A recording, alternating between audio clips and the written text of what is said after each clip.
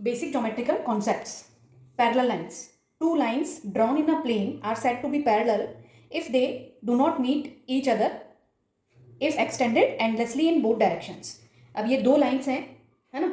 अब इनको हम आगे एक्सटेंड करें दोनों लाइनों को तो ये आपस में कट ना करें, तो ऐसी लाइन्स पैरेलल लाइन्स हैं और इनके बीच का डिस्टेंस जो है वो ऑलवेज सेम रहता है. Distance between them always same. तो इसका एग्जाम्पल क्या हो सकता है, जैसे ट्रेन की जो पटरी होती है ना, तो उनके बीच में डिस्टेंस हमेशा सेम रहता है. या फिर कोई रेक्टेंगल हो तो उनकी जो अपोजिट साइड्स हैं तो उनके बीच का डिस्टेंस भी सेम होता है, तो that lines are called parallel lines, या अपोजिट लाइन्स जो हैं वो पैरेलल है. ये हो गया पैरेलल लाइन्स. नेक्स्ट है इंटरसेक्टिंग लाइन्स. इंटरसेक्टिंग लाइन्स क्या होंगी? Two lines which intersect each other at a point, that point is called intersecting point. तो ये हो गई दोनों ए बी और सी डी, ये इंटरसेक्ट कर रही है, मतलब क्रॉस वाली जो लाइन है that is called intersecting lines. Next है प्लेन शेप्स. अब प्लेन शेप्स में हम कुछ शेप्स देखते हैं, जैसे कि जो प्लेन में बने होते हैं शेप्स, स्क्वायर हो गया, है ना, रेक्टेंगल है, ट्राइंगल है, सर्कल है. तो स्क्वायर को हम कैसे समझते हैं? स्क्वायर है 4 साइडेड फिगर, है ना, और इसमें ये जो चारों साइड्स हैं वो साइड्स चारों इक्वल होंगी स्क्वायर में, और इसके 4 वर्टिसेस होंगे. वर्टिसेस क्या होता है?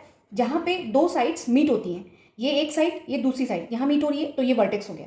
ये साइड और ये साइड जहाँ मीट हो रही है वर्टेक्स हो गया. तो इस तरीके से इस स्क्वायर में 4 वर्टिसेस हो गए और 2 डायगनल्स हो गए. डायगनल्स क्या होता है कि अपोजिट जो वर्टेक्स जहाँ मीट करते हैं, जो लाइन सेगमेंट अपोजिट वर्टेक्स को मिला रहा है, दैट इज कॉल्ड डायगनल.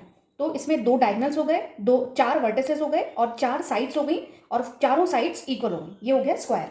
अब इसी तरीके से होता है रेक्टेंगल. रेक्टेंगल भी 4 साइडेड फिगर है, बट इसमें क्या होता है, अपोजिट साइड्स इक्वल होती हैं.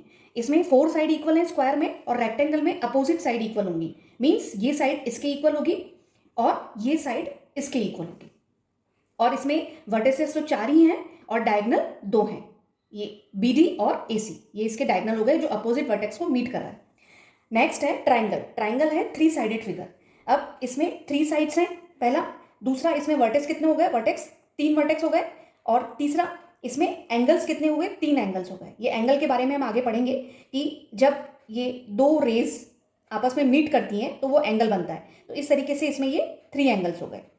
नेक्स्ट है सर्कल. सर्कल क्या होता है? सर्कल इस तरीके से है, इसका एक सेंटर पॉइंट होता है, इसे हम सेंटर बोलते हैं. दूसरा, इसमें सेंटर पॉइंट से सर्कल की सर्कमफ्रेंस पे जो लाइन बनती है दैट इज कॉल्ड रेडियस. इसको हम स्मॉल आर से जनरली रिप्रेजेंट करते हैं. और एक होता है इसमें डायामीटर. डायामीटर होता है सर्कमफ्रेंस को मिलाना, है ना. मीन्स यहाँ से यहाँ तक को हमने मिलाया तो जो लाइन ड्रॉ हुई दैट इज कॉल्ड डायामीटर. और डायामीटर जो होता है वो रेडियस का जस्ट डबल है. यहाँ से लेकर यहाँ तक रेडियस हो गई, रेडियस यहाँ से लेकर यहाँ तक भी एक रेडियस हो गई, तो 2 रेडियस मिला के डायामीटर. तो diameter is equal to 2r. ये सर्कल के बारे में है. Hope you all understood. Thank you for watching and stay tune for more updates.